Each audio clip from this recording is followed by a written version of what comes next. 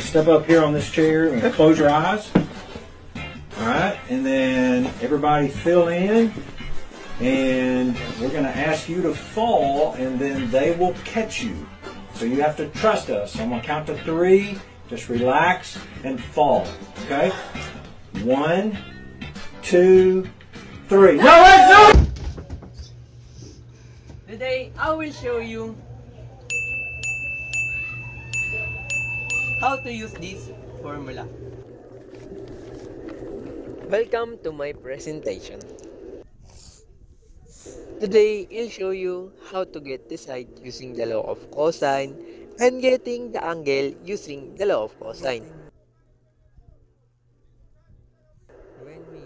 When we use the law of cosine, we use the law of cosine when solving the triangle given the two sides and an angle, or when the three sides of the triangle are given. If you can see, in this triangle, the capital letter represents our angle and the small cap represent our side. To find the sides of this triangle named triangle ABC, we use the formula C is equals to square root of A squared plus B squared minus 2AB cosine C. A equals to square root of C squared plus B squared minus 2CB cosine A, or B equals to square root of A squared plus C squared minus 2AC cosine B. To find the angle of this triangle ABC, we use the formula cosine C is equals to A squared plus B squared minus C squared all over to 2AB. Cosine A, C squared plus B squared minus A squared all over to 2CB. Cosine B is equal to C squared plus A squared minus B squared all over to 2CA. Now, let's solve this given problem. Solve for all missing measure using the sides and an angle in each triangle. Round off the answer to the nearest hundredths. So we have in this triangle named triangle XYZ. Given the side x is equals to 29 meter, y is equals to 15 meter, and the measure of angle z is equals to 122 degree. First, we will solve for the value of the opposite side of the given angle. We use the formula C is equals to square root of A squared plus Y squared minus 2xy cosine 122 degree. By using this formula, we can determine the missing side of the triangle XYZ.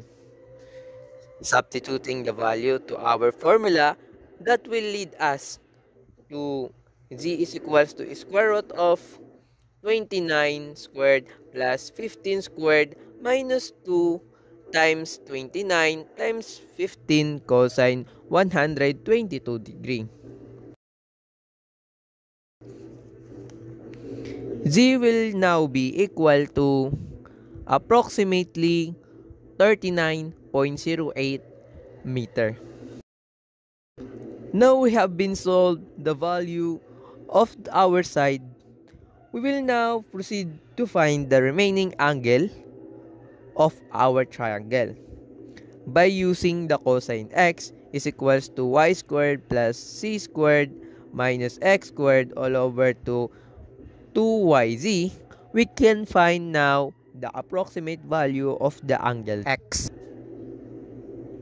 Substituting the value cosine x is equals to 15 squared plus 39.08 squared minus 29 squared all over to 215 times 39.08, giving us the value of x is equals to 911.2 2464 all over to 1172.4. Cosine x is equals to 0.77724,855. And that will give us the value of x is equals to 38.99. Using the measure of angle, y is equals to 180 minus open parenthesis z plus x close parenthesis, we can find the last remaining angle. Substituting the value, 180 minus open parenthesis 122 plus 38.99 close parenthesis, it lead us to 180 minus 160.99. And now, the measure of the angle y will be equal to 29.01 degree. So that should do it. Thank you for watching. I hope you learned something.